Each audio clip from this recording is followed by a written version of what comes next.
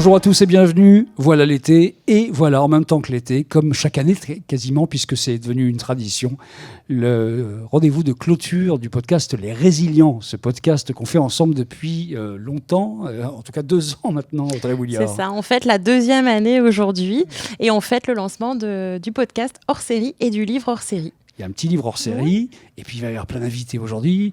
Bref, c'est la clôture de la saison finalement. On a reçu du monde tout au long de l'année, et on va clore avec une grande partie de ceux qui sont venus dans le podcast pendant l'année qui vont venir ici en fait. Exactement, et je ne peux m'empêcher que de montrer ce livre qu'on va lancer. Donc on va partager les perspectives de nos intervenants qui ont participé pendant toute la saison 2 au podcast des Résilients, qui a plus de 58 écoutes d'ailleurs, je ne peux pas m'empêcher de le dire. Et donc cette année, sur le tome 2, on a évolué. L'année dernière, on parlait de l'IA comme un peu le super pouvoir du cyberespace. Et cette année, on parle de l'IA un peu plus comme le pragmatisme de cette vision de l'IA. L'IA à l'épreuve de la réalité, finalement, aujourd'hui, on est un peu plus dans la maturité, finalement, sur le domaine de l'IA, et le podcast est le reflet exact de ça, finalement. Exactement, et cette hors-série, c'est aussi une perspective sur les 5 prochaines années. Donc, c'est maintenant qu'on doit mesurer l'impact financier, écologique de nos usages de l'IA. Il faut pouvoir les mesurer et en tirer profit concrètement. C'est marqué sur nos jolies bonnettes de micro. Les Résilients est un podcast de Splunk by Cisco, qui est en fait une plateforme de cybersécurité et d'observabilité. Exactement, c'est une plateforme complète et ça permet de renforcer la résilience des entreprises. Ça tombe bien, on parle de résilience dans ce podcast. On va donc parler aujourd'hui de cette époque de maturité avec 4 thèmes et des invités à chaque fois qui vont nous rejoindre, qui sont des invités qu'on a eus tout au long de la saison dans le podcast. On va parler de l'approche pragmatique de l'IA, évidemment, puisque c'est un peu le terme générique. Exactement, on va aussi parler de l'IA et de la cybersécurité. On parlera de la gestion des données et des réglementations parce que c'est un sujet qui est revenu tout au long de cette saison. Exactement. Et ce qui est aussi ressorti, c'est notre 4e thématique, c'est le facteur humain. Réellement, j'en perds mes fiches. C'est le facteur humain et la force du collectif pour être plus résilient. Si on se met ensemble, il peut se passer des choses et ce sera un des sujets dont on va parler aujourd'hui. Les invités, alors ils seront assez nombreux, ce sont des invités qu'on a vus tout au long de l'année. Il y aura Claude Carvalho qui est directeur des systèmes d'information et de la transformation de Galian SMA BTP. Il y aura Francis Berger qui est RSSI de SNCF Connect and Tech. Odile Huchet qui est venu dans la saison manager cybersecurity de Soprasteria. Stanislas de Crevoisier, responsable de domaine SI de GRDF. Julien Levrard, le CISO d'OVH. Stanislas de Gorianov, CTO de C1. Et puis, on recevra également Fanny Doucan, qui est la Country Manager France de Splunk. Qu'on connaît bien. By Cisco. Exactement. Exactement. On va rejoindre nos invités ? Oui. Ou plutôt, ils vont nous rejoindre, en fait, parce que nous, on est déjà installés là, mais on va peut-être changer un peu de place, et puis, ils vont venir s'installer ici. Exactement. À tout à l'heure. À très vite.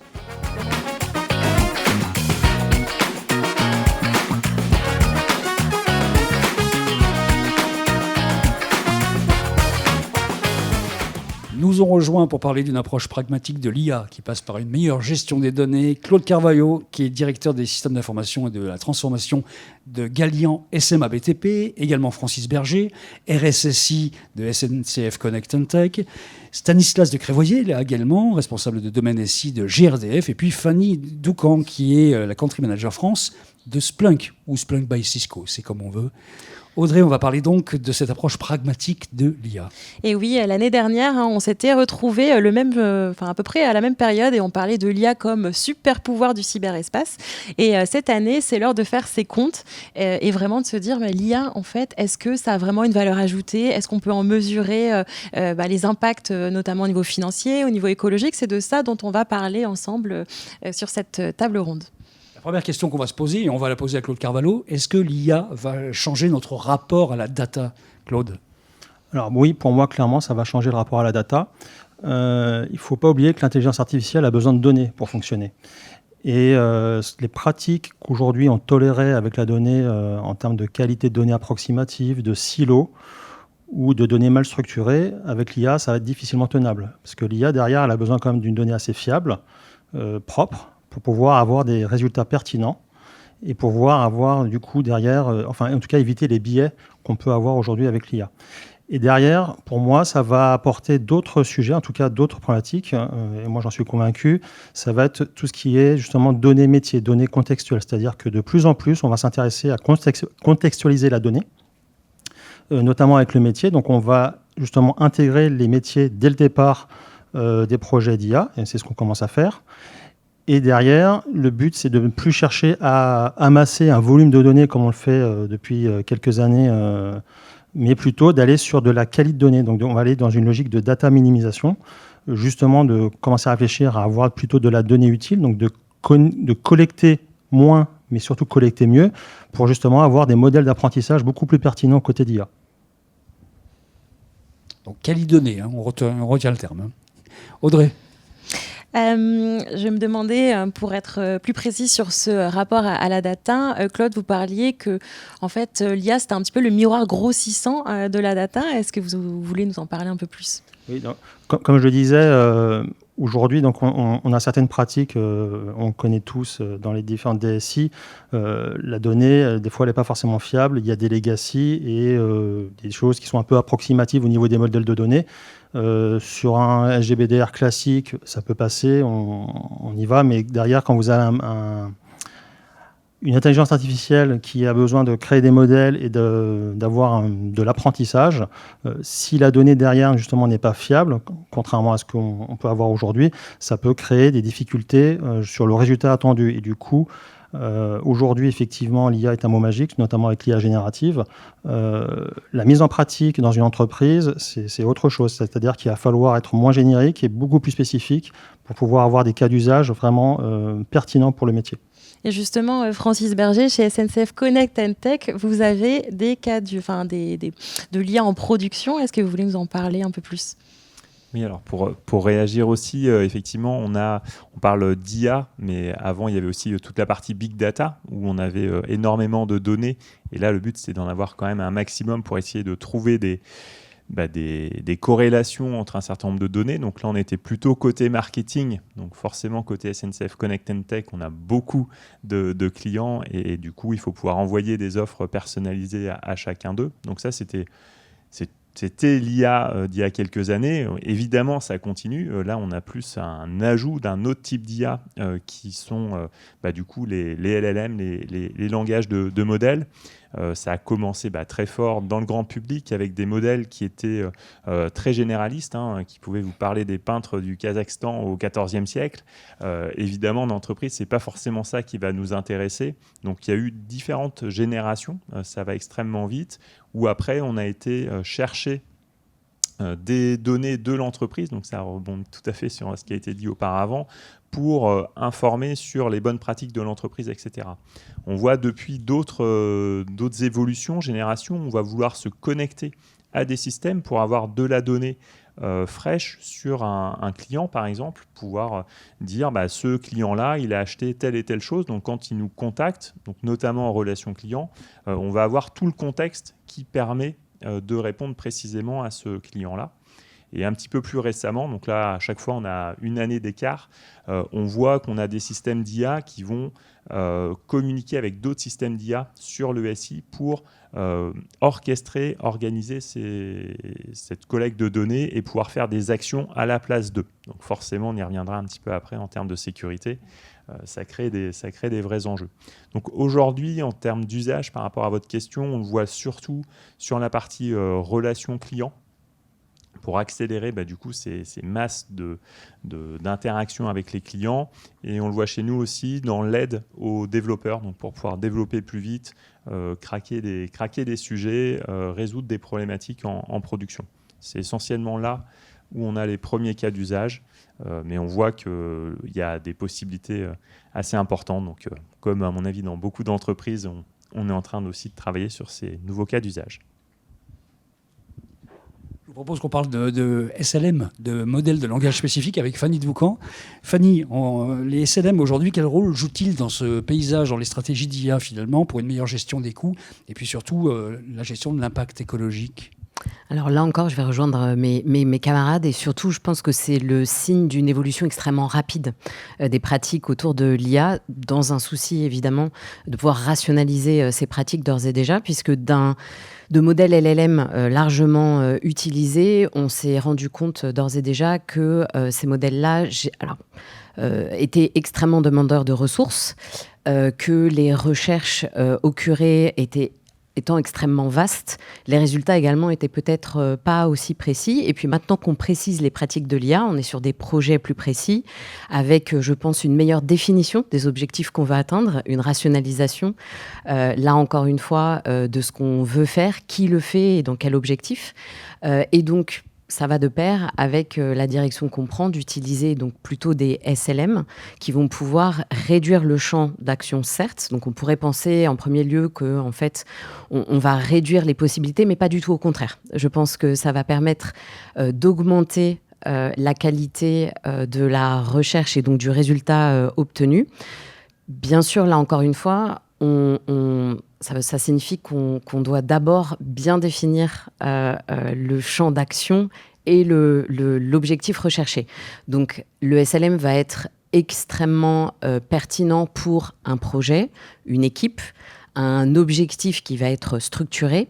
Si on parle en revanche de vouloir faire une recherche large, une étude, et qu'on n'a pas encore d'objectif plus défini, bien évidemment, les LLM restent extrêmement pertinents dans un usage, on va dire, plus généralisé, et pour aller rechercher des données, par exemple, externes. Voilà, parce que le SLM, par nature, on va pouvoir réduire également sa portée sur des données qu'on maîtrise. Là, je fais le pont, évidemment, vers, on parlait des coûts, mais vers la sécurisation de la donnée et quand même pouvoir restreindre les accès également. C'est quelque chose qu'on cherche à faire de plus en plus. Donc réduire la voilure, ça peut avoir un intérêt très concret, en fait, c'est ça. Optimisation, rationalisation des projets. Je pense que quand on parle d'utilisation d'IA, notamment générative, dans une organisation privée, publique, c'est nécessaire pour pouvoir maîtriser.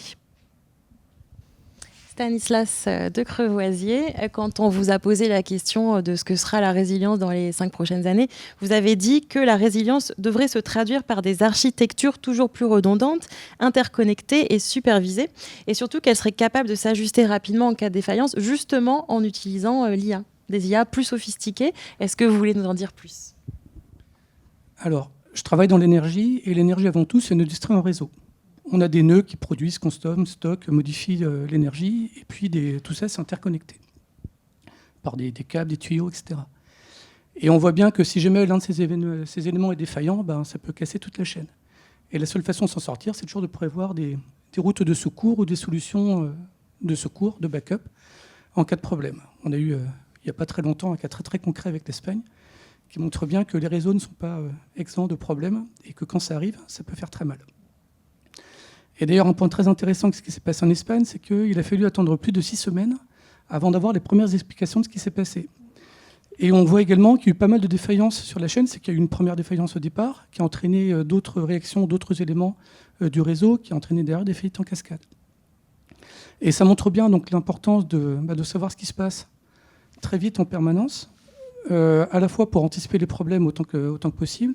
Si les problèmes arrivent, les découvrir le plus tôt possible, et avoir le plus rapidement possible également les bons diagnostics pour mettre en place les bonnes stratégies de réponse. Et c'est possible des stratégies de réponse automatisées, puisque l'électricité, c'est du 50 Hz. Donc en gros, il y a 50 oscillations par seconde. On voit bien que le cerveau humain ne sera pas capable de prendre des décisions à cette vitesse, et donc là, on aura besoin de machines.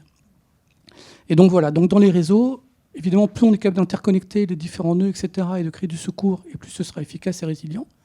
Évidemment, c'est également un coût, donc il faut toujours travailler à équilibrer le ratio bénéfice-risque et coût. Mais c'est un élément qui est tout à fait clé dans la gestion de l'énergie. Vous parlez d'IA de plus en plus sophistiquées, ça va très très vite à votre niveau, cette sophistication de l'utilisation des IA. Alors, j'aurai l'occasion, je crois, d'en parler tout à l'heure, mais des cas d'usage d'IA dans l'énergie, ceux qui sont en production et qui tournent, il y en a des centaines. Je parle d'IA générale, pas forcément générative. C'est utilisé absolument partout. Ensuite, on voit bien, et c'est encore plus vrai dans l'électricité que dans le gaz, il y a des milliards d'informations qui sont créées par seconde par tous les équipements, tous les nœuds et toutes les connexions dont je parlais, avec des systèmes qui sont extrêmement complexes. Ça se joue à l'échelle d'un pays, voire d'un continent. Ce qui n'est pas rien. Encore une fois, si les Espagnols ont mis 6 semaines à trouver la solution d'un problème, c'est bien que ce n'était pas forcément simple. Et donc, ça fait des volumes de données, on va revenir sur le big data, absolument gigantesques à traiter extrêmement rapidement. Ça demande de belles infrastructures derrière, et ça demande des modèles d'IA, évidemment, de plus en plus performants pour être capable détecter le bon problème et mettre en place la bonne réponse le plus rapidement possible et de manière fiable. Oui. Je pense pour compléter aussi, ce qui est intéressant sur ces systèmes qui sont très larges, très complexes, il est aussi difficile quand on doit les superviser de définir des seuils sur chacun des critères pour dire là c'est bon, là c'est pas bon, mais là c'est bon le vendredi soir, mais par rapport à un lundi matin, c'est pas exactement la même chose. Et c'est là où des systèmes d'IA peuvent vraiment aider en regardant les déviations statistiques et apporter une vraie plus-value, parce qu'on ne peut pas sur chacun des paramètres, quand on a des milliers ou des millions de paramètres, superviser tout ça. Et sur les SI qui sont de plus en plus larges, on a exactement les mêmes problématiques. Absolument. On a parlé donc de la gestion des données, meilleure gestion des données pour une approche pragmatique de l'IA. On va terminer par un petit tour de table, si vous êtes d'accord. Gardez donc le micro. Quelle échelle de maturité est celle des entreprises que vous voyez aujourd'hui? Sur une échelle de 1 à 10, est-ce qu'il y a encore beaucoup de travail à faire? Vous voyez ça où, vous, Stanislas? Alors, c'est une question compliquée parce qu'elle est très vaste. Il y a beaucoup de sociétés qui ont des maturités différentes. Dans ce que je connais de l'énergie, comme j'ai dit, l'IA, on va dire, classique, à base de machine learning, de réseaux de neurones, et c'est très mature. Et de toute façon, aujourd'hui, aucun énergéticien ne peut fonctionner proprement sans ça. Si maintenant on regarde plutôt les cas d'usage de l'IA générative, qui est plus récente, à l'exception du vibe programming, on va utiliser ces modèles pour essayer de programmer mieux nos codes informatiques. C'est aujourd'hui très peu déployé à ma connaissance et ça dépasse assez rarement l'étape du proof of concept. Francis Berger, sur la même question, si vous pouvez lui passer le micro de la maturité. Effectivement, alors en plus c'est difficile de définir la cible parce que la cible évolue. On voit que chaque année là on a des évolutions, ça va quand même très vite. Donc sur la partie plus récente de LLM, je pense qu'on en est encore à du 2-3 sur 10. En tout cas, le potentiel aujourd'hui n'est clairement pas exploité. Stanislas de Croisier ou Fanny Doucan qui a le micro, gardez-le. J'allais vous dire que je pense que c'est une des questions les plus difficiles que vous pouvez nous poser. C'est vrai. Parce que je c'est rejoins... pour ça que j'ai mis à la fin. Je vous remercie. Non, là encore une fois, je pense que je rejoins. On a des stades de maturité que je vois extrêmement différents en fonction des clients qu'on rencontre. Et ouais, sur l'IA générative, on est encore loin d'avoir rationalisé et avoir une approche, on va dire, structurée des choses. On pourra trouver des équipes chez certains clients de pointe, là où une organisation a vraiment un objectif qu'elle a su, encore une fois, traduire en project management, je dirais. Voilà. Et puis le mot de la fin, donc, pour Stanislas de Croisier. Claude Carvalho, pardon. Excusez-moi. Moi aussi, hein, c'est très compliqué de se prononcer sur la maturité, mais ce que je constate aussi, c'est que beaucoup ont du mal aussi à se projeter sur ce que pourrait réellement faire l'IA et les perspectives qu'on peut avoir. Et ce que je constate souvent, malheureusement, c'est que quand on me demande de faire un projet d'IA, en fait, on pourra le faire autrement. C'est-à-dire qu'on pourrait simplement automatiser des tâches et qu'on confond souvent intelligence artificielle avec juste un programme classique d'automatisation. Donc, il y a aussi un niveau de maturité côté métier à appréhender, à réfléchir autrement que ce qu'on fait aujourd'hui. Et puis aussi, d'un point de vue purement technique, là je parle même au niveau sécurité informatique, je pense qu'aussi il y a des choses à améliorer, puisque effectivement, en fonction que la donnée parte dans des modèles, on ne sait pas trop où, il y a des sujets de sécurité, il y a des sujets de confidentialité, des sujets de souveraineté plus tard à réfléchir. Et tout ça, aujourd'hui, on est pour moi encore au balbutiement. Merci beaucoup, Claude. Merci. On en reparle dans la prochaine partie de ces aspects de cybersécurité. Merci aux invités de la première partie.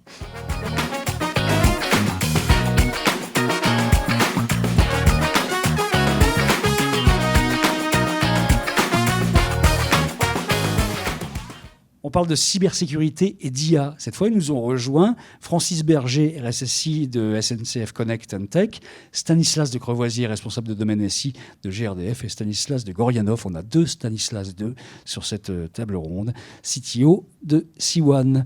Et on va parler donc du mélange, de la rencontre entre cybersécurité et IA, Audrey. Oui, effectivement, on ne pouvait pas ne pas parler de cybersécurité dans ce podcast et dans cette table ronde. L'IA dans la cybersécurité, c'est à la fois une façon peut-être de muscler un peu plus ces cyberdéfenses. C'est aussi dans les mains des cyberattaquants. Donc c'est toujours cette dualité de l'IA. Donc on va en parler tout de suite, et notamment aussi des données qui nourrissent ces IA et comment on continue à bien les gérer. On commence peut-être par une question à Stanislas de Gorianov. En fait, vous dites que l'IA facilite en fait des approches plus proactives, plus automatisées. En fait, est-ce que ce dont vous parlez là et ce dont vous avez parlé d'ailleurs dans le podcast qui vous était consacré dans les résilients, ça marche aussi pour la cybersécurité? Oui, tout à fait. À partir du moment où on va utiliser des systèmes d'IA, ils vont permettre de détecter des attaques ou analyser des données qui nous permettent d'être plus proactifs et plus efficaces. Mais c'est aussi un risque parce que, évidemment, on est attaqué par les mêmes outils. Et donc, il y a des moyens de contourner qui sont plus faciles, plus évidents. Donc, c'est un peu chat et souris en permanence.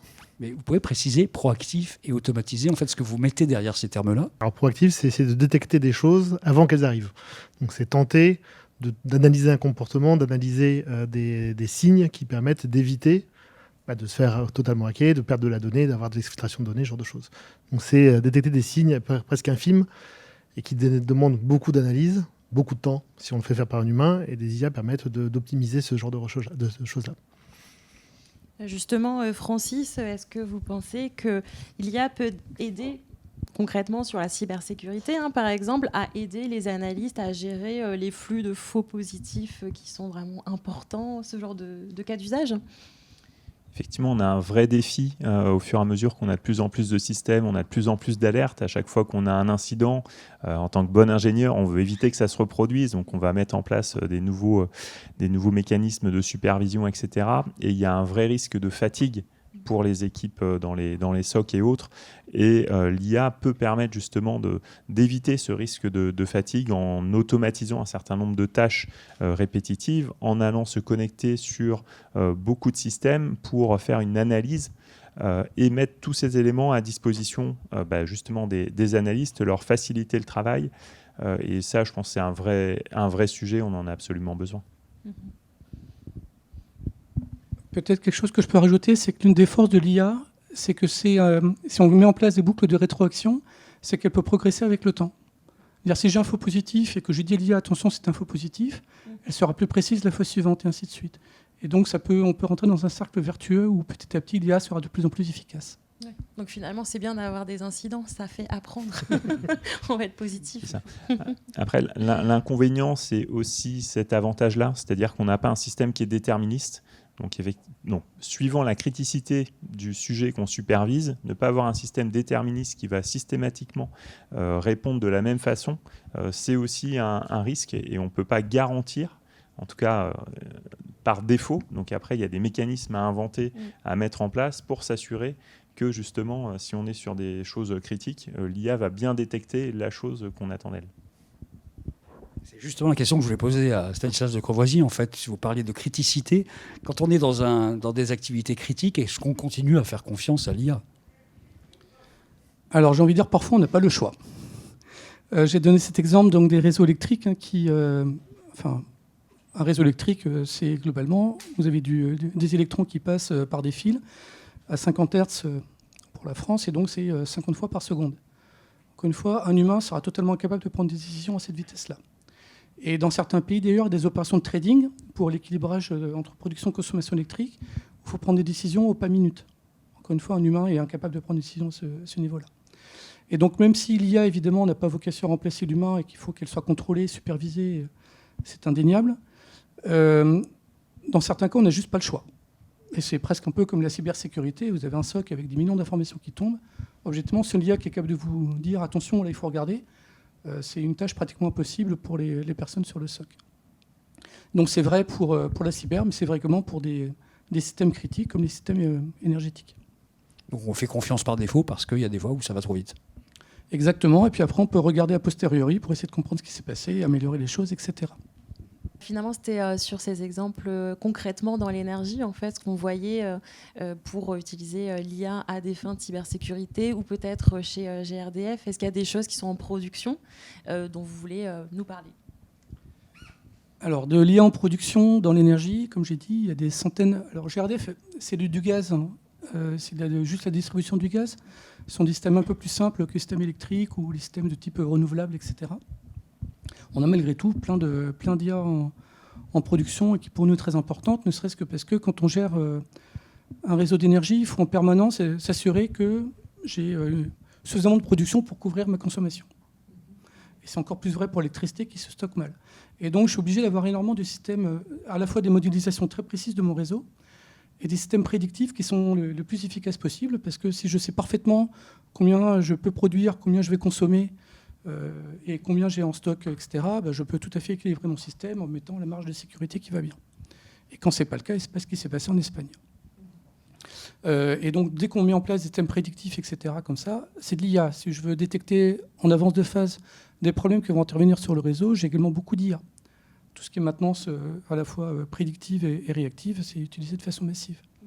Et après, il y a l'optimisation locale des systèmes, dont j'ai parlé, où, pour des raisons critiques, mais également parfois pour des raisons d'optimisation financière et environnementale, on doit en permanence prendre des décisions. Par exemple, l'électricité produite par mes panneaux solaires, est-ce qu'il vaut mieux que je la consomme directement sur place? Est-ce qu'il vaut mieux que je la stocke parce qu'elle sera beaucoup plus utile plus tard? Ou est-ce qu'il faut que je l'injecte sur le réseau parce que ça me rapportera plus? Voilà, c'est des décisions, ça paraît tout bête, mais aujourd'hui, il y a plusieurs centaines de milliers de systèmes qui doivent prendre ces décisions plusieurs fois par heure, tous les jours. Donc on parle de l'utilisation de l'IA en cybersécurité pour prévoir les attaques, pour se défendre d'attaques. Mais Francis Berger, il y a un autre problème, c'est que de l'autre côté, les attaquants eux-mêmes ont des IA qu'ils utilisent en fait. Et on voit fleurir des attaques as a service, comme les ransomware as a service par exemple, finalement des plateformes clés en main pour qui veut attaquer en utilisant des IA et des systèmes tout prêts. Comment est-ce qu'on fait avec ça? Est-ce que vous avez des exemples d'attaques comme ça et de réponses possibles? Alors, pour l'instant, cybersécurité, les IA, ils ont accéléré, automatisé des attaques qu'on avait déjà. Mais on n'a pas eu de nouveaux types d'attaques produits par les IA. Donc, ce que ça veut dire, c'est qu'il faut être bon, encore plus bon et encore meilleur.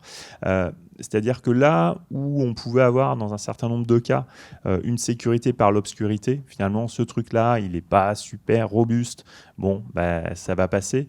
Ce qu'on voit, c'est qu'avec les systèmes d'IA, l'IA va pouvoir trouver l'aiguille dans la botte de foin. Donc, ça veut dire qu'il faut qu'on soit en permanence au bon niveau. Et c'est là où, pour moi, il y a le changement. Donc, c'est les mêmes attaques, mais qui arrivent beaucoup plus vite et il faut être encore plus tout le temps au niveau. Vous allez garder votre micro. J'ai une autre question pour vous.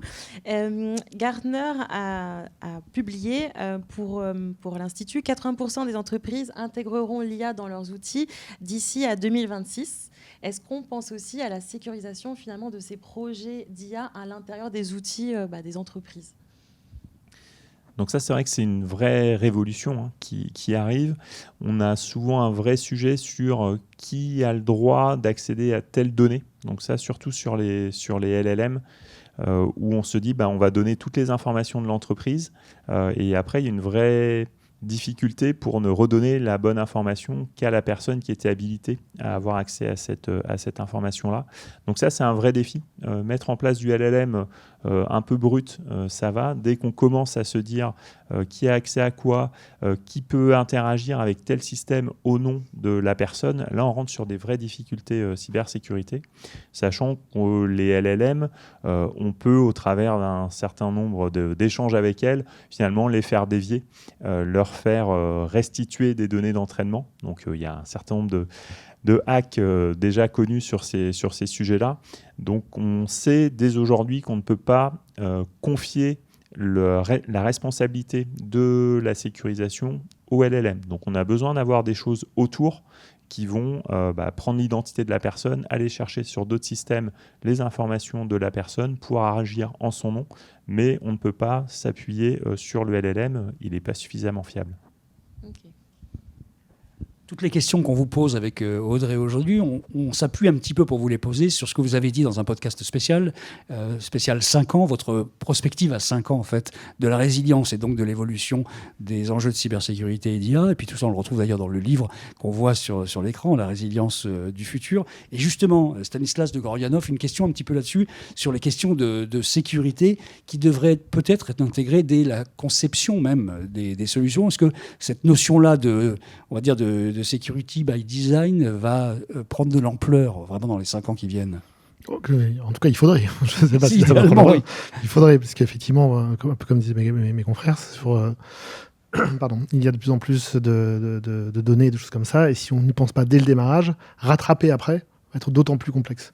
C'est-à-dire que si on laisse quelque chose de totalement ouvert, bon, déjà les gens prennent l'habitude, quand on leur ferme, ça grince un peu, et puis derrière, pour venir sécuriser toutes ces informations-là, sécuriser les accès, sécuriser les données, on va beaucoup galérer pour arriver à remettre cette couche de sécurité. Donc y penser dès le démarrage des projets, dès le démarrage des constructions, dès le démarrage des informations, ça permet de sécuriser mieux, d'éviter d'avoir des fuites tout de suite, et ça oblige les organisations, les personnes à penser sécurité dès le démarrage. Et dans le contexte actuel, c'est important. Il y a des réglementations aussi qui viennent dessus aujourd'hui qui vont aider, ou du moins imposer, on va voir dans quel sens c'est, aux entreprises de faire un certain nombre de choses pour commencer à penser de toute façon en sécurité dès le démarrage.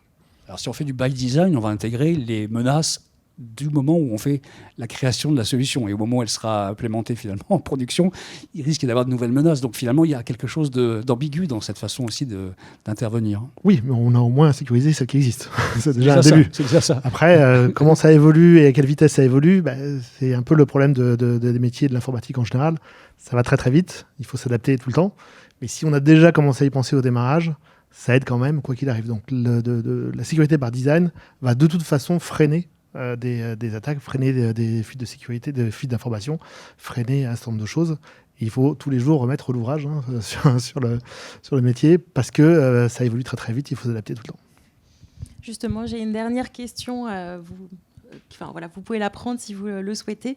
C'est lié un petit peu à l'actualité. Vivatext, il y a quelques semaines, on a parlé énormément de l'IA agentique. Vous en avez aussi un petit peu parlé. Ça ressemble à une sorte vraiment une aide concrète pour les entreprises. Ça va prendre des décisions plus rapidement basées sur le contexte, etc. Mais on est sur la partie cybersécurité. Qu'est-ce que vous en pensez, vous, de ces IA et comment on va les sécuriser ?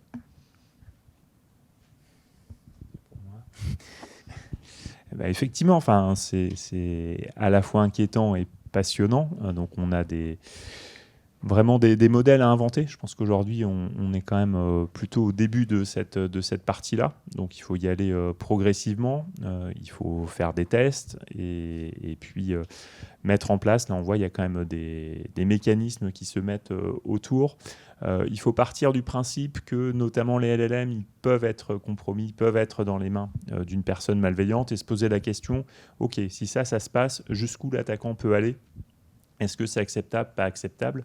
Et on peut commencer pour se faire la main, réfléchir. Le sujet va monter en maturité sur des cas d'usage moins critiques. Donc commençons par le moins critique et puis progressons au fur et à mesure. Alors c'est une question très compliquée pour moi parce que aujourd'hui, comme j'ai dit, à part quelques rares exceptions, dont l'aide à l'écriture du code, les LLM ont un peu du mal, sur ce que j'ai pu voir, à dépasser la preuve de concept, et donc les agents encore plus. Même si je commence à voir venir des agents qui sont pour le coup très impressionnants pour l'aide à l'écriture du code informatique, au développement de code informatique. Ça, c'est un premier élément. Le deuxième élément, c'est qu'intuitivement, on va se dire que si on est capable de faire des agents très sophistiqués pour mener des attaques, etc., sur des entreprises, ça devrait bien fonctionner. Mais qu'ensuite, est-ce que c'est vraiment nouveau par rapport aux personnes aujourd'hui qui pouvaient orchestrer par de l'informatique tout à fait traditionnelle ?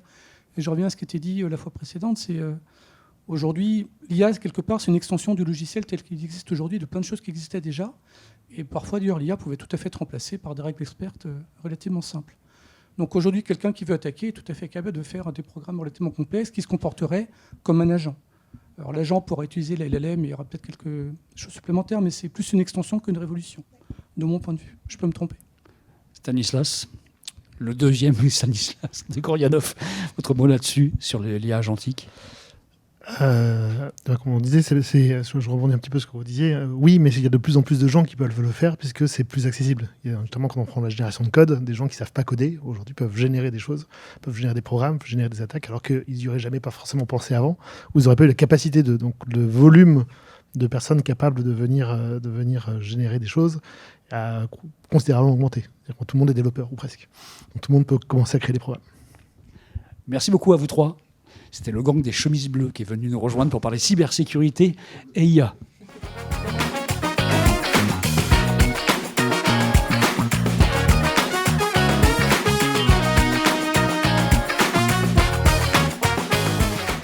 Nous ont rejoint Claude Carvalho, directeur des systèmes d'information et de la transformation de Galian SMA BTP, Julien Levrard, le CISO d'OVH, et Fanny Doucan, donc Country Manager France de Splunk, pour parler de gestion des données et de réglementation, un sujet dont on a parlé, Audrey, tout au long de la saison dans les différents podcasts. Effectivement, je le disais, on a parlé de NIS 2, de DORA, du CRA. C'est revenu dans toutes les réponses parce que c'est aussi une façon d'être plus résilient. Hein. C'est la thématique du podcast. Je me tourne vers Julien dans ces cas-là. Enfin, vous, en fait, vous aviez un avis plutôt positif sur les réglementations. Vous disiez notamment que ça va être essentiel pour gagner la confiance des citoyens, notamment parce que dans d'autres secteurs d'activité, on était déjà bien au point sur les réglementations. Et donc, voilà, c'était le moment peut-être d'agir. Effectivement, la cybersécurité, c'est quelque chose qui coûte de l'argent. Du coup, naturellement, ça va pas avoir tendance à être très haut dans les priorités d'une entreprise. Du coup, il faut séparer les entreprises. Il y a les entreprises qui vont créer de la valeur avec de la cybersécurité. OVH Cloud, ça en fait partie. Ça fait partie de la valeur du produit qu'on vend, d'assurer un niveau de sécurité élevé. Tous les gens qui vendent des solutions sécurité, etc., évidemment, ils vont créer de la valeur avec de la sécurité. Eux, ils n'ont pas forcément besoin de réglementation parce que le marché va faire son choix et le tri va se faire sur les critères des clients. Par contre, il y a tout un ensemble d'autres acteurs pour qui la sécurité n'est pas une priorité et du coup, elle est dépriorisée. Sauf qu'ils vont traiter des données des citoyens français, européens, enfin des différents pays dans lesquels ils vont opérer. Ils vont traiter des process et des activités sensibles. Ils vont être utilisés par des médecins, par les compagnies de transport, par les fournisseurs d'électricité, etc. Et il va y avoir des risques pour les populations, pour les citoyens qui vont se matérialiser. Et du coup, si on n'impose pas par la réglementation un certain niveau de sécurité, on risque d'avoir des gros pépins. Du coup, ça veut dire qu'on est en fait à un niveau de maturité en termes de civilisation où l'IT est devenue tellement importante qu'on a besoin de définir des standards qui sont consensuels au niveau de la société pour dire quand on opère des systèmes d'information, ça a une utilité extrêmement forte pour la société et du coup, on doit respecter des règles. Et ça a été le cas pour quasiment toutes les innovations de l'humanité. On a commencé par tester des choses, faire n'importe quoi, et puis petit à petit, on a défini des règles, le code de la route, les règles de safety, etc. Et là, c'est le tour de l'IT et du coup, évidemment, il y a une lourdeur administrative, il y a de la paperasserie à gérer, etc. Mais c'est une étape dans laquelle on doit passer. Et en vrai, on est capable d'en tirer avantage aussi en tant que business, en tant qu'entreprise. Parce que même quand on génère de la valeur liée à la cybersécurité, parce que nos clients qui vont nous solliciter sur les sujets de cybersécurité, ils vont le faire chacun avec leurs mots, leurs méthodes, leurs demandes. Le fait d'avoir une norme, un standard, une loi, ça va permettre d'uniformiser la manière dont le marché va traiter le sujet. Et du coup, ça va nous permettre d'être plus efficace, de faire une fois une activité qui va permettre d'améliorer la sécurité et de la faire rayonner, de la mettre en valeur auprès de tous nos clients. Les réglementations dont on parle, on les connaît, c'est NIS 2, c'est DORA, c'est le CRA, le Cyber Resilience Act. Claude Carvalho, si des entreprises qui sont des petites entreprises doivent se mettre en conformité avec ces réglementations, comment font-elles pour gérer la collecte, le stockage, le traitement des données ? Est-ce que c'est un frein pour elles, pour les petites entreprises, les petites structures, ces différentes réglementations ? Alors effectivement, on peut très bien s'imaginer que ça peut créer une fracture entre les grosses entreprises qui ont les moyens et les petites qui ont plus de difficultés en tout cas à mettre en œuvre la réglementation. Mais toujours est-il qu'effectivement, en fonction du marché, par nature, il y aura toujours un ticket d'entrée. Comme le disait, ça coûte de l'argent et de toute façon, à un moment donné, si on veut y aller, il faut mettre l'argent sur la table. Donc ensuite, il y a toujours des tailles critiques et il faut toujours penser que derrière, effectivement, il y a un sujet de sécurité et de responsabilité quand on manipule des données. Il peut y avoir d'autres impacts beaucoup plus importants, ne serait-ce qu'avoir un contentieux avec un client, c'est peut-être pas forcément l'idéal. Et plus le risque d'image. Donc derrière, oui, ça peut être un frein. De mon côté, par exemple, on a eu l'année dernière une start-up justement qui se lançait dans l'IA, en tout cas avec qui on a travaillé, mais on n'a pas pu travailler directement avec elle comme ça. C'est-à-dire qu'on a dû l'accompagner pendant plusieurs mois parce qu'en termes de niveau de sécurité, c'était pas du tout dans nos standards.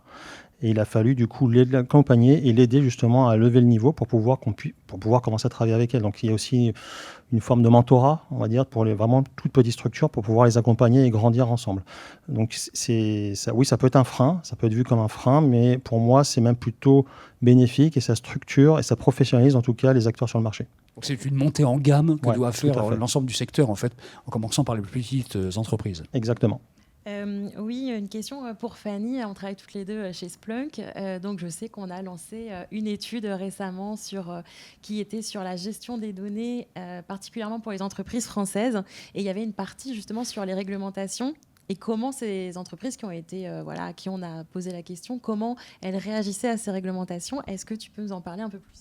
Oui, absolument. Alors en fait, cette étude, elle rejoint complètement ce que je peux observer sur le terrain et le retour de nos clients d'ailleurs, à savoir que l'augmentation et l'apparition de toutes ces réglementations, même si je rejoins Claude, je pense que c'est quelque chose qui va permettre de pouvoir structurer et rendre plus qualitatif en fait tous ces usages. Ça inquiète en tout cas beaucoup les organisations et alors peut-être paradoxalement autant les petites que les grandes. Parce que même si les grandes ont déjà les structures, l'habitude de répondre à des réglementations, la complexification de ces réglementations et leur multiplication fait que même dans les structures qui ont déjà bien l'habitude d'y faire face et d'y répondre avec des équipes professionnelles pour cela, même eux, alors qu'on est un éditeur de logiciels, pas forcément spécialiste de ces questions, nous demandent un accompagnement. Et exemple très concret, on est assez actif chez Splunk autour des groupes utilisateurs chez nos clients.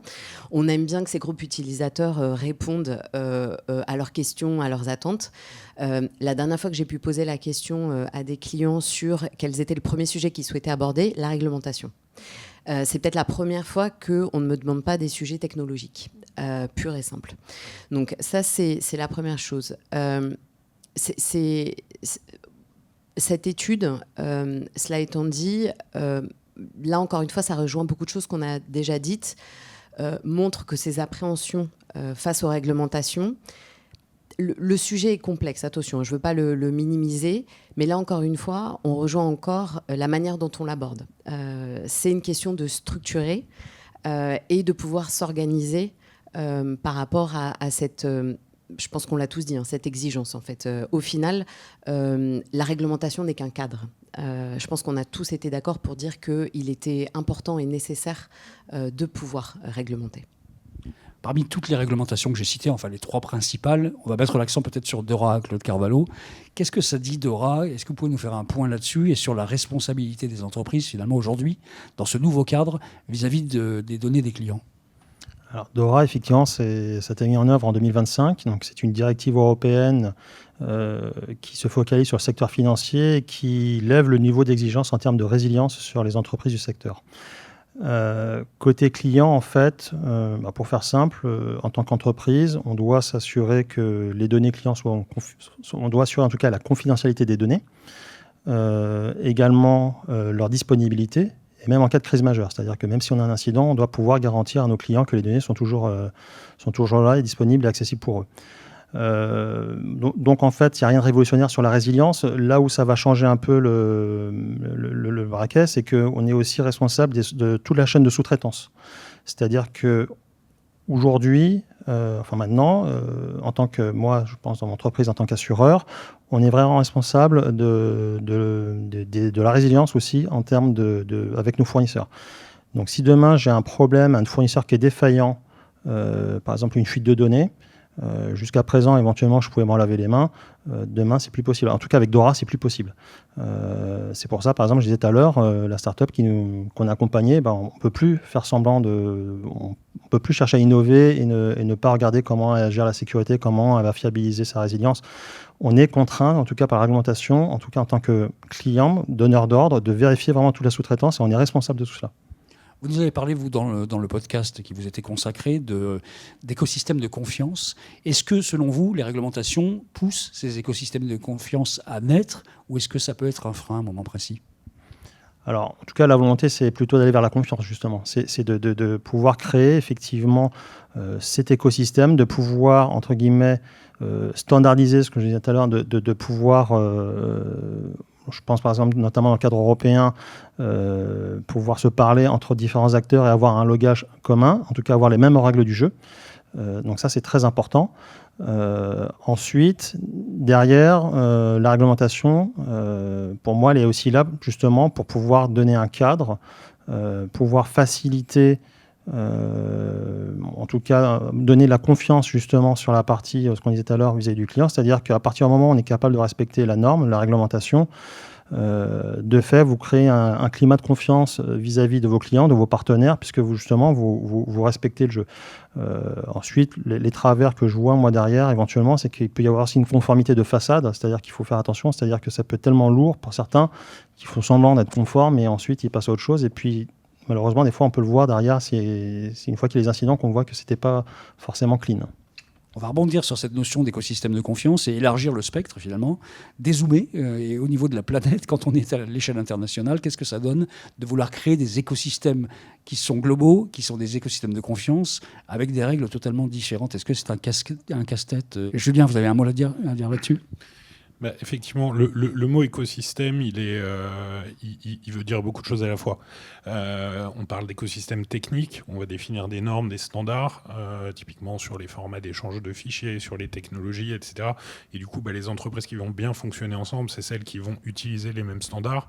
On parle d'écosystème normatif ou contextuel ou légal, où on va partager un certain nombre de valeurs, de textes de loi, une culture business cohérente, ou même vraiment des écosystèmes orientés business où on va avoir des entreprises qui ont des objectifs, des cibles, en tout cas un marché qui est commun, et on va tisser des liens. Et en fait, quand on va... Alors là, j'ai cité 3 exemples, mais je pense qu'il y en a des dizaines. Et en fait, toute la complexité des écosystèmes, c'est que toutes ces piles vont s'empiler et on va avoir un graphe extrêmement complexe. Et en fait, aujourd'hui, tout fonctionne en écosystème et quand on définit un business model pour une entreprise, ça consiste à définir dans quel écosystème on va se placer et quel écosystème il faut cultiver pour pouvoir générer de la valeur business. Et alors nous on le fait avec un certain nombre de sujets, mais je pense que c'est une nécessité pour n'importe quelle organisation, n'importe quelle entreprise de travailler ça. Un mot là-dessus, Claude Carvalho, sur cette vision large. Si on voit plus large, effectivement, j'ai envie de dire qu'au niveau continental, on peut forcément harmoniser, mais dès qu'on dépasse le continent, effectivement, ça devient très très complexe. Et en fait, on dépend aussi des politiques. C'est-à-dire qu'on le voit ce qui se passe par exemple aujourd'hui aux États-Unis. Donc en fonction du résultat électoral, on voit actuellement, on est plutôt dans une logique de dérégulation que de régulation aux États-Unis. Et alors en Europe, c'est l'inverse. Donc en fait, on le voit bien que ce soit la Chine, les États-Unis, entre autres, ou l'Europe, on n'est pas du tout sur les mêmes niveaux et les mêmes exigences. Et quand on est dans une logique réellement mondialisée, c'est là où je rejoins ce qu'on disait tout à l'heure, c'est que ça devient très complexe de pouvoir jouer et de pouvoir s'harmoniser. Merci en tout cas beaucoup à vous trois d'être venus parler de gestion de données et réglementation donc, sur ces fauteuils bleus. Merci à tous.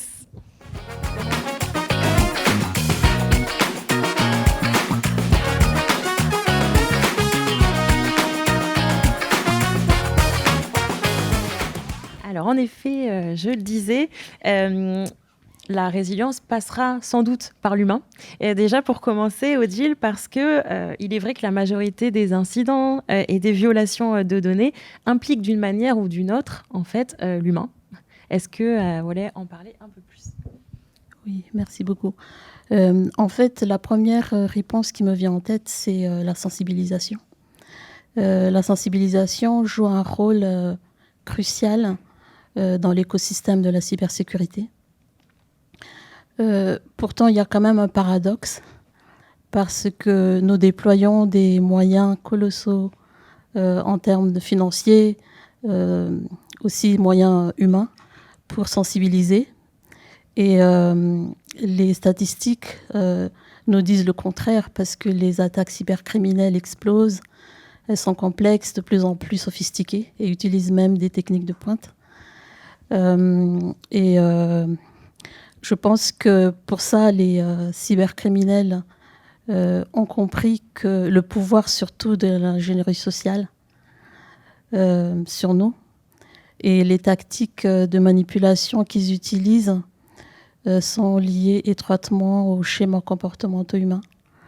Et pour que nous puissions y arriver. Je pense que c'est là aussi que nous devons mettre vraiment l'accent, utiliser en fait une approche similaire pour et encore peut-être plus holistique et permettre à l'humain d'être au centre du dispositif de la cybersécurité.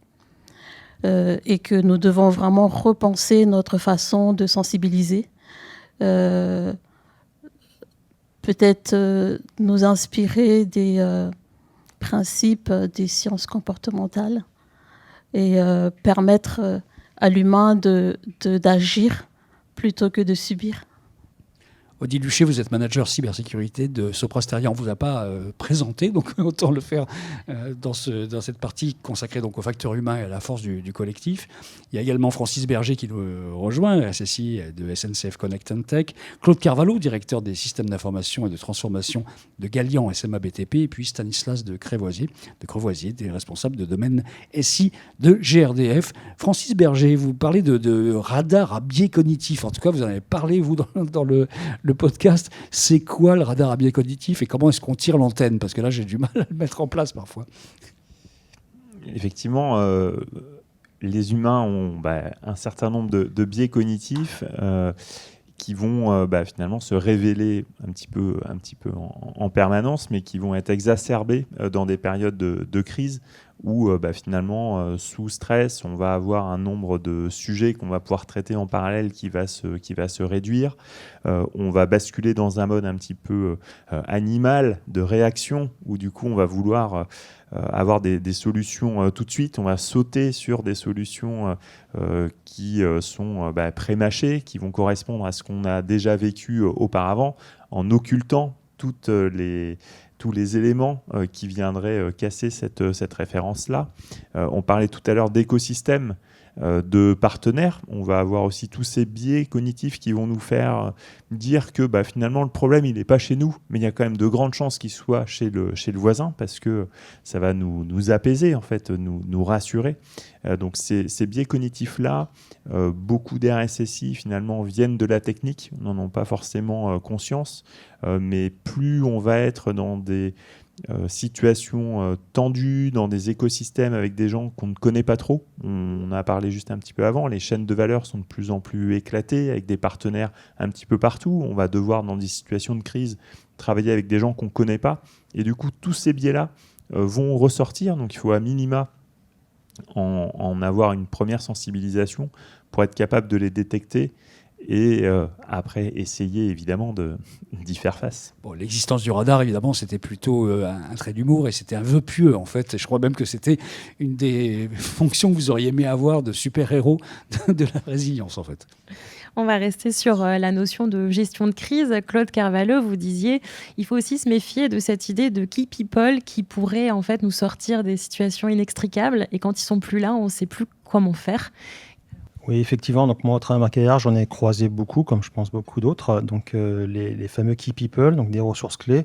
Donc on va définir rapidement. C'est quelqu'un qui maîtrise bien un sujet, qui l'a pas forcément documenté, et vers qui tout le monde se tourne dès qu'il y a ce sujet à traiter. Et en règle générale, on n'a pas trop envie de documenter parce qu'il y a toujours une urgence et qu'on ne veut pas on veut pas, en tout cas, prendre le temps de ralentir et de faire la passation. Donc en fait, évidemment, ça pose des difficultés puisque derrière, il y a des contentions de ressources, d'une part, puisque la personne ne peut pas se démultiplier. Et donc, elle peut travailler sur un sujet à la fois. Et puis derrière, si elle n'est pas là, donc congé, absence maladie ou peu importe, ou démission, ce qui peut arriver, en règle générale, et qu'il y a ce sujet-là à traiter, ça devient vite un drame. Donc en fait, ça pose une forme de problème sur la résilience organisationnelle, c'est-à-dire que l'organisation ne peut pas fonctionner sans cette personne-là. Et on rejoint un peu tout à l'heure ce qu'on disait avec les nœuds, c'est-à-dire qu'il faut quand même être capable de pouvoir fonctionner de façon collective sans forcément que tout repose sur une personne. Donc c'est plutôt des sujets de management à ce niveau-là, c'est-à-dire qu'il va falloir effectivement accompagner ces personnes-là parce que des fois, malheureusement, elles se complaisent aussi dans cette situation. Et puis ceux qui sollicitent ces personnes-là se complaisent aussi dans cette situation et que c'est vraiment une culture ou un braquet qu'il faut changer. Et derrière, donc ça va passer souvent par du pair programming en fonction des profils, de la documentation, de la formation et une vraie acculturation pour changer et donc transformer un peu ces key people plutôt en piliers d'une transformation culturelle vraiment sur une résiliation, sur une résilience organisationnelle, plutôt que de se complaire dans ces situations où effectivement on est toujours un peu dans des ressources critiques qui peuvent poser des difficultés. Qui nous a parlé dans un des épisodes de se mettre dans la tête des hackers? C'est essayer de se mettre dans la tête des hackers.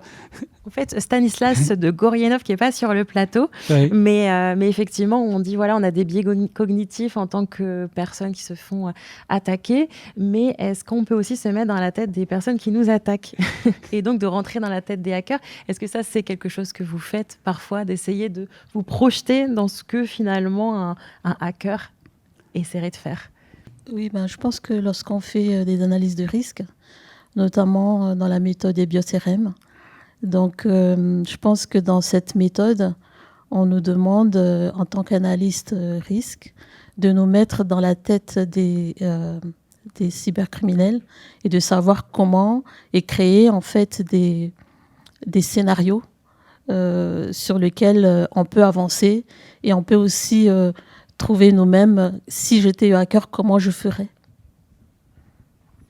Pour compléter, je Francis pense que c'est Berger. le rôle du RSSI et de ses équipes, vraiment de se dire par où passe l'attaquant et comment je peux lui mettre des bâtons dans les roues sans embêter mes collègues. Donc voilà, il faut vraiment avoir cette démarche-là. Pour moi, c'est le métier en lui-même en fait, qui veut ça.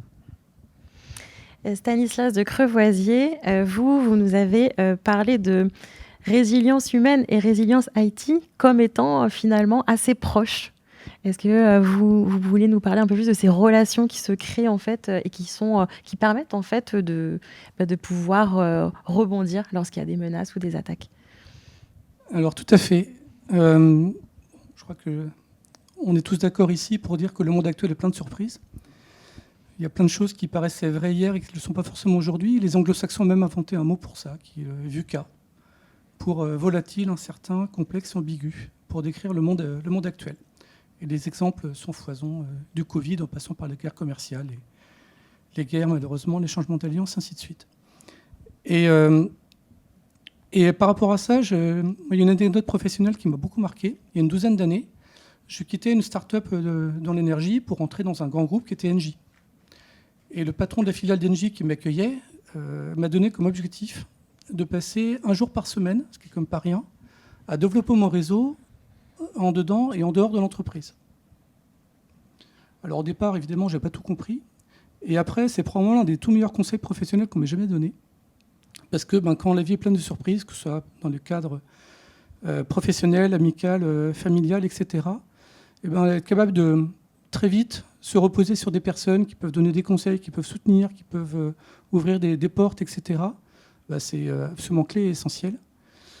Et je suis même tombé sur plusieurs études de grands chercheurs américains, européens, qui disent d'ailleurs que l'une des clés du bonheur, c'est la quantité et la qualité des relations humaines que nous pouvons avoir. Donc écoutez, si le bonheur humain va avec la résilience et qu'en plus ça nous inspire pour nos vies professionnelles, ça me paraît parfait. Vous pouvez nous redonner VUCA, Alors, l'acronyme? VUCA, en anglais, c'est Volatile, Uncertain, Complex, Ambiguous. Bon, ça se traduit facilement en Voilà, français. c'est pas moi qui l'ai inventé, encore une fois, c'est un terme américain. Et pour la petite histoire, la patronne d'Engie, quand j'y étais, Isabelle Cocher, s'appuyait beaucoup sur ce terme pour expliquer que l'entreprise devait se transformer.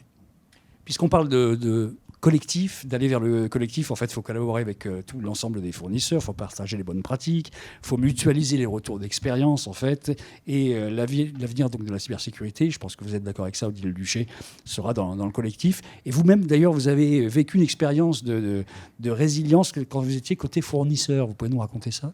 Oui, en fait, ça s'est passé en octobre 2020, pendant la période de Covid. La meilleure période. Et j'étais prestataire chez GRT Gaz, je peux nommer. Et donc, aujourd'hui, je suis chez Soprasteria. À l'époque, je n'étais pas. Donc, du coup, c'est la crise qui a touché Soprasteria à ce moment-là. Et en fait, c'est vraiment la réaction en temps réel de Soprasteria qui était vraiment impressionnante. La communication aussi de haut niveau qui a tenu compte de l'aspect humain et aussi technique. Donc, on était informés régulièrement du déroulement et comment ça s'est passé jusqu'à la fin de la crise. Aussi parce que je pense là, pourquoi ils ont réussi à rebondir facilement, c'est surtout parce que Soprasteria est qualifié à la qualification ANSSI de prestataire de détection et de réponse aux incidents de sécurité. Et il y a régulièrement des exercices de crise, des tests, des PCA, PRA, des wargames, aussi des Red Team. Et c'est ce qui a permis d'éteindre le feu, je pense, assez rapidement. Et s'il y a aussi vraiment quelque chose que j'ai retenu, c'est, on parle peut-être pas souvent, mais côté client, c'était la résilience et aussi la gestion de crise, parce que ça a vraiment mis en évidence l'importance d'avoir un plan de continuation d'activité, un plan de reprise d'activité opérationnel. Et ça les a poussés vraiment à tester en conditions réelles la robustesse de leur process, mais en même temps de comment travailler en autonomie sans nos fournisseurs clés. Et je pense que c'est dans toutes les crises, je veux dire humaines, c'est toujours très critique pendant, mais après c'est vraiment très formateur. Et c'est vraiment le hasard a fait que je suis aujourd'hui chez Soprasteria et je vois vraiment la différence aujourd'hui, surtout sur la gestion de crise, comment nous sommes sensibilisés, comment on nous montre vraiment quelles sont les démarches à faire. Et je pense que c'est quelque chose qu'il faut vraiment mettre en exergue. Justement, pour clore cette discussion, est-ce que vous êtes d'accord sur le fait que quand il y a une gestion de crise, on va pouvoir rebondir plus facilement avec le collectif, que ce soit au niveau de ses partenaires avec qui on travaille, ou même au niveau de l'industrie, ou même au-delà. Est-ce que quelqu'un a envie de prendre cette question ? Stanislas de Courvoisier, vous avez quelque chose à dire là-dessus, sur cette force collective? Que ça tombe. Non, mais bon, je pense qu'on sera tous d'accord sur ce point. Et pour compléter un peu le propos que j'ai pu avoir juste avant, dans les faits, on ne sait pas ce qui va nous tomber dessus, mais quelque chose va nous tomber dessus. Et comme on ne peut pas tout savoir, tout prévoir et tout anticiper, on va dire plus on aura un custom riche, avec une personne qui sera capable d'aider sur tel sujet, une autre sur tel sujet, ou une entreprise, etc., plus on aura la possibilité de tomber sur la bonne personne, la bonne ressource, la bonne entreprise au bon moment, par un problème qui arrivera et qu'on n'aura pas pu prévoir. Et donc, j'en reviens au point, c'est vrai pour les réseaux, comme les entreprises, comme les personnes. Plus on a de relations, plus celles-ci sont solides et plus on sera résilient. Oui, peut-être on peut parler aussi du collectif privé et public, où c'est une meilleure façon aussi de mutualiser les process, de partager aussi des retours d'expérience. Et il y a beaucoup déjà d'initiatives qui sont faites aujourd'hui, surtout au travers de l'ANSSI, le campus cyber, qui regroupe aussi toutes les collectivités. Et donc, je pense que c'est l'avenir lorsqu'on parle de crise ou de gestion des problématiques en cybersécurité. C'est le collectif en fait, qui doit vraiment se mettre en avant pour atteindre les objectifs. Sur les crises, je pense qu'on investit souvent sur les risques à la fois en probabilité pour éviter que ça arrive. Donc c'est plutôt des technologies qui vont éviter que ça se produise. Et toute la partie PCA, PRA, donc plan de continuité d'activité et reprise d'activité, va permettre de diminuer l'impact. Donc là, on a un petit peu moins de technologie, plus d'humains, mais ça se prépare aussi.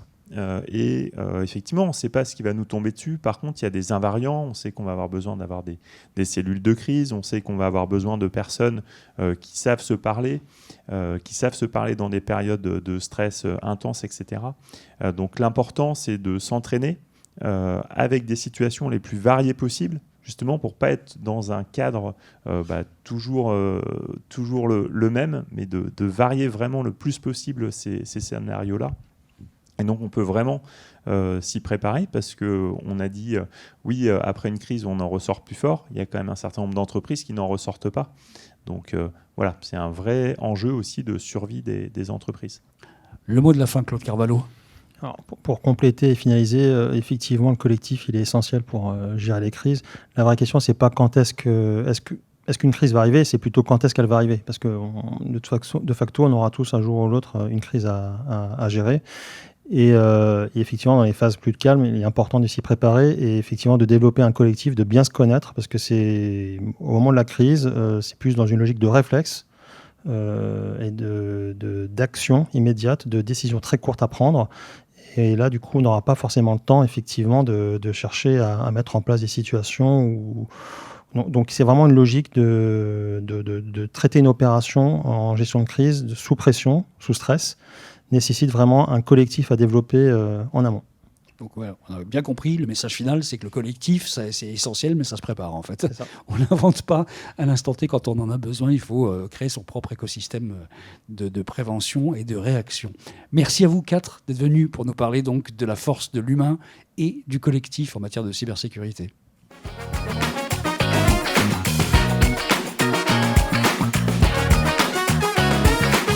Merci à tous d'avoir suivi cette conversation et puis merci aux invités qui nous ont rejoints sur cette thématique. Et tout ça, c'était pour fêter la fin de la 2e saison des Résilients et surtout ce petit livre merveilleux. Exactement, je ne peux m'empêcher de le montrer. Évidemment, il existe en version papier, vous pouvez nous le demander, mais il existe également en version digitale. Donc vous pouvez le télécharger, il y a un QR code normalement qui va apparaître, vous pourrez le télécharger gratuitement. Le podcast revient l'année prochaine. Et oui, on a envie d'avoir le tome 3 avec de nouveaux invités. Donc on revient en septembre. Donc si vous voulez tout savoir de ce qui s'est passé dans les 2 précédentes saisons et si vous voulez suivre la suivante, il faut aller sur les plateformes de podcast, il faut s'abonner, c'est tout simple. Bah oui, parce qu'en fait, Les Résilients, c'est disponible évidemment sur toutes les plateformes de podcast. Vous le retrouvez aussi sur le site de silicon.fr et sur le site de Splunk. Il y aura quelques surprises pour la nouvelle saison avec une nouvelle formule d'une certaine façon. Oui, en fait, la première saison, c'était un épisode tous les 2 mois. On a eu vraiment beaucoup d'écoutes. Là, on a 50 000 écoutes. On est passé à un épisode tous les mois. On a également eu davantage de versions, des formats plus longs. On a eu des versions filmées également. Et on va continuer à faire ça l'année prochaine. On va vraiment avoir des spotlights sur des thématiques, notamment quand il y a un événement spécifique de l'industrie. Donc Audrey, en résumé, on se retrouve à la rentrée tous les 2. Bah oui, mais j'espère que tu vas passer un bon été toi avec aussi ta BD sur la plage. Merci à vous de nous avoir suivis tout au long de cette saison et on compte sur vous pour revenir dès le mois de septembre. Merci, à bientôt.